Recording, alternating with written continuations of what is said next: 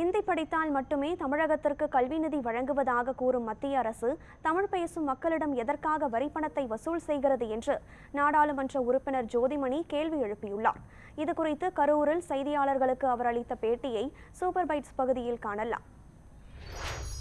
பொதுத் தேர்வுகளை மாணவர்கள் மீது திணிக்காத, மாணவர்கள் ஒரு பரந்துபட்ட அறிவை வளர்த்து கொண்டு அவர்களுடைய திறமைகளை முன்னெடுத்து போறதுதான் ஒரு மன அழுத்தம் இல்லாம கல்வி கற்கிறதுனா உலகின் மிகச்சிறந்த தேர்வு முறைன்னு நீங்க உலகெங்கும் நிரூபிக்கப்பட்டிருக்குது.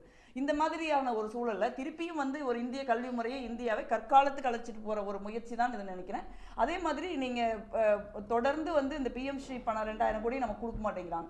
ஹிந்தி படிச்சாதான் கொடுப்பேன் அப்படின்னு சொல்றது ஒரு அபத்த. அப்ப நமக்கு ஜிஎஸ்டி வாங்குறப்ப நாங்க ஹிந்தி பேசாத மாநிலம் தானே, எங்களுக்கு ஹிந்தி தெரியாதானே, அப்ப எங்கள்கிட்ட ஜிஎஸ்டி வாங்காதீங்க.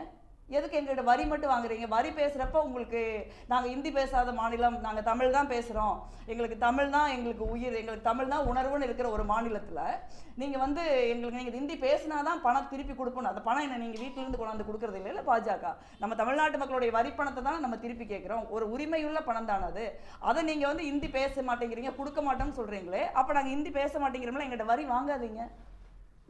எங்களுக்கு இந்த பணம் தேவையில்லை. இதை விட அதிகமா நாங்கள் கல்விக்கும் பொது மருத்துவத்திற்கும் உள்கட்டமைப்புகளுக்கு நாங்கள் முதலீடு செய்வோம்ல, அப்போ சொல்ல வேண்டியதானே.